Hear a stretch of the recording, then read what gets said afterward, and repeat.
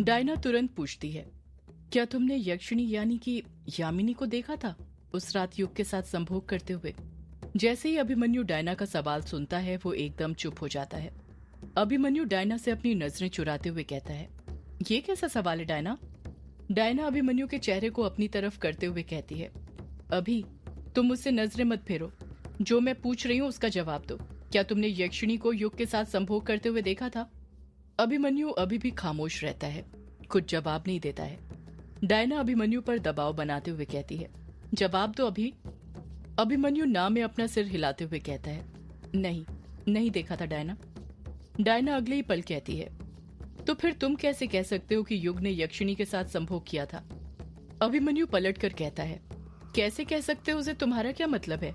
ये बात खुद युग ने हम सब दोस्तों को बताई थी। डायना हामी भरते हुए कहती है, हाँ ये बात तो बिंदु ने बताई थी मुझे कि युग ने ही तुम्हें उस रात के बारे में बताया था। अभिमन्यु कुछ सोचते हुए डायना से पूछता है, पर तुम ये सब मुझसे क्यों पूछ रही हो? डायना अभिमन्यु के सवाल का जवाब देते हुए कहती है, क्योंकि अभी एक तुम ही हो जो इस बात पर भरोसा करते हो कि युग ने यक्षिणी के साथ संभोग किया था। वरना जब बिंदु ने ये बात मुझे बताई थी तो उसने ये भी बताया था कि कायर, कछुआ और वो खुद युग की इन सब बातों पर यकीन नहीं करती है।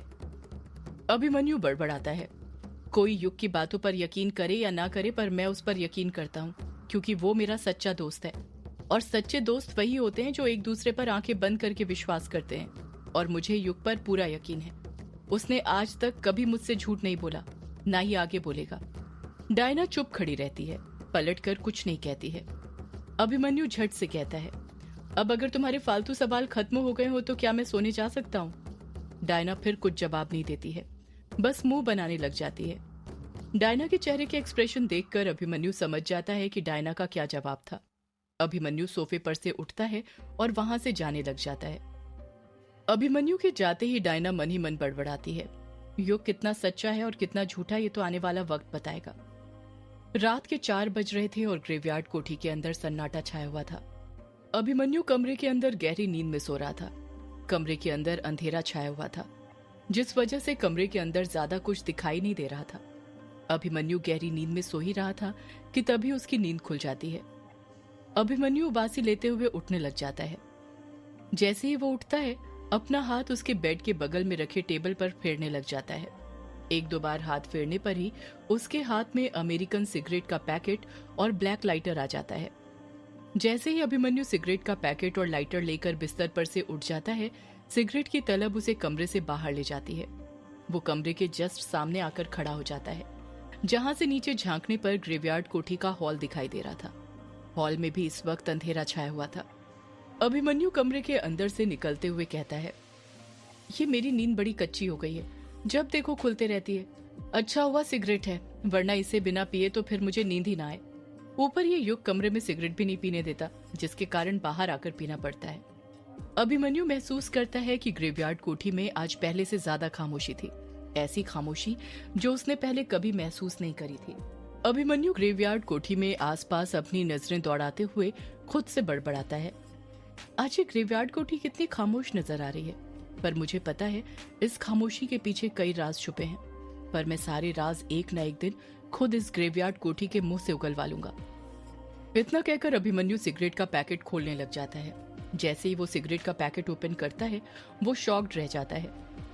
अभिमन्यु सिगरेट के पैकेट के अंदर देखते हुए कहता है, ये क्या, ये कैसे हो सकता है? मुझे अच्छे से याद है इसमें 3 सिगरेट थी, जिसमें से सोने से पहले मैंने 1 पी ली थी, फिर बाकी की 2 सिगरेट कहाँ चले गई? अभिमन्यु के हाथ में सिगरेट का जो पैकेट था वो पूरी तरह खाली था, उसके अंदर एक भी सिगरेट नहीं थी। अभिमन्यु अपनी सिगरेट के बारे में सोच ही रहा था कि तभी वो हड़बड़ाहट के साथ बोल पड़ता है, कहीं सिगरेट चोरी तो नहीं हो गई जैसे कुछ दिनों से हो रही है? पर इतनी जल्दी कोई कैसे सिगरेट चुरा सकता है? अभी 4-5 घंटे पहले ही तो सोया था मैं। आखिर सिगरेट चुराई तो किसने चुराई? कोठी में ऐसा कौन नशेड़ी आ गया जो मेरी सिगरेट चुरा रहा है? अभिमन्यु ये सोच ही रहा था कि उसी वक्त उसे खटपट की आवाज सुनाई देने लग जाती है। वो खटपट की आवाज ग्रेवयार्ड कोठी के अंदर जो खामोशी छाई हुई थी उसे तोड़ रही थी। अभिमन्यु उस आवाज को सुनते हुए खुद से कहता है, ये कैसी आवाज थी? अभिमन्यु उस आवाज को गौर से सुनने लग जाता है। और उसे महसूस होता है कि वो खटपट की आवाज ऐसे आ रही थी जैसे कोई टाइपराइटर में लगातार कुछ टाइप कर रहा हो।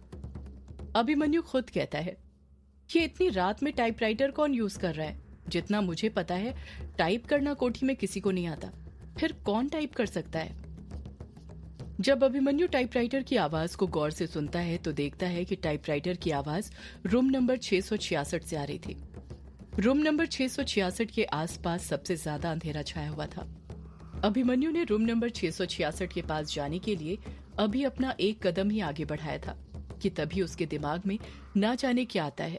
वो अपने कदम पीछे खींच लेता है और उस कमरे की तरफ जाने लगता है जहां पर उसने एकास्त्र बनाने की पोटली रखी हुई थी। अभिमन्यु कुछ ही देर में उस कमरे से बाहर आ जाता है और वापस से रूम नंबर 666 के पास जाने लग जाता है।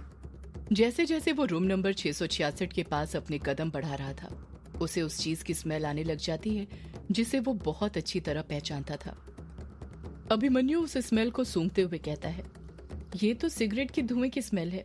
इसका मतलब ये है कि जिसने मेरी सिगरेट चोरी की है वो रूम नंबर 666 में है और इस वक्त वो मेरी सिगरेट का लुत्फ उठा रहा है।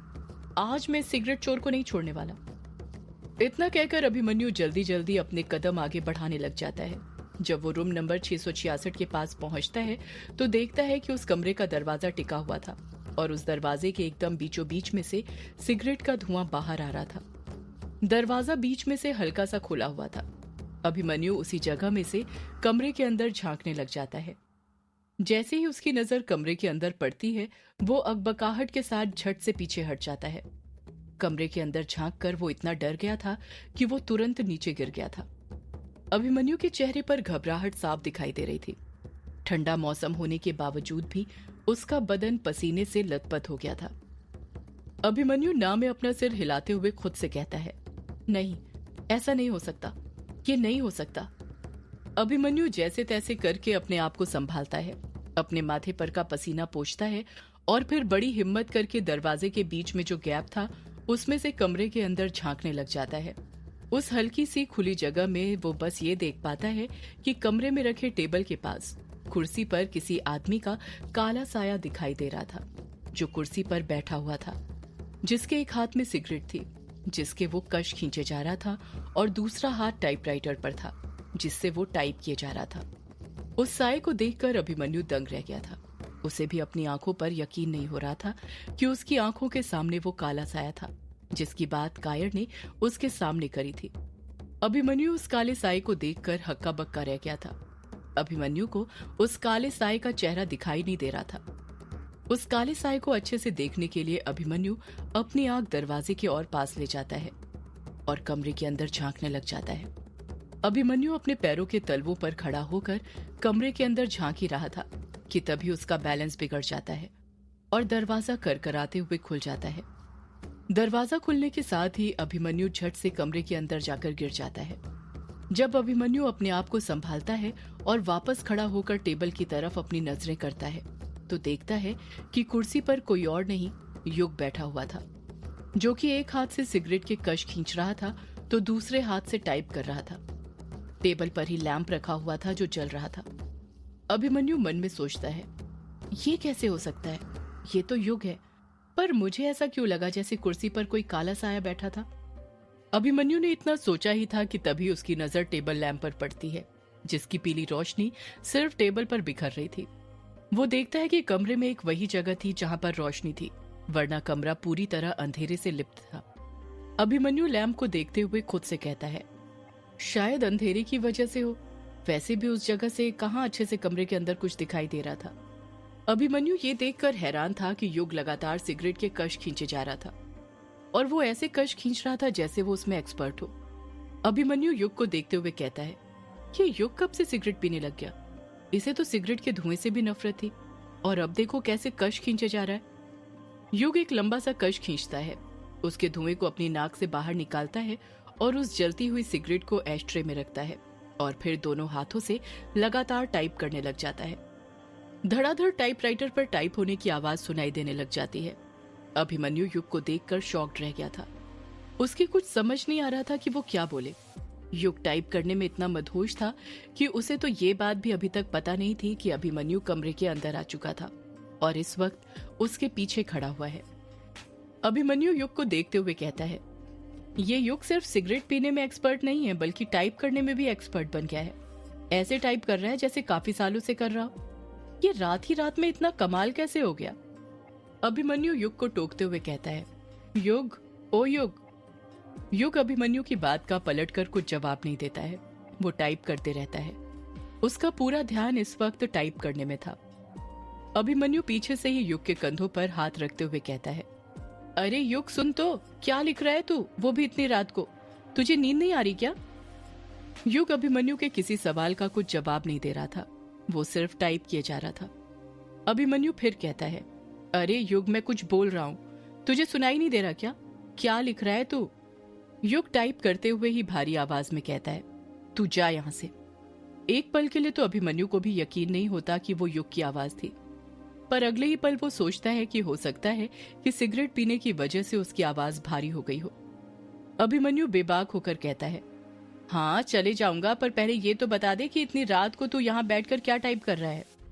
युग कुछ गुस्से के साथ कहता है, मैंने कहा जा यहां से। जब युग अपनी वही बात दोहराता है तो अभिमन्यु वो पढ़ने की कोशिश करने लग जाता है जिसे युग ने इतनी देर में टाइपराइटर पर टाइप किया था।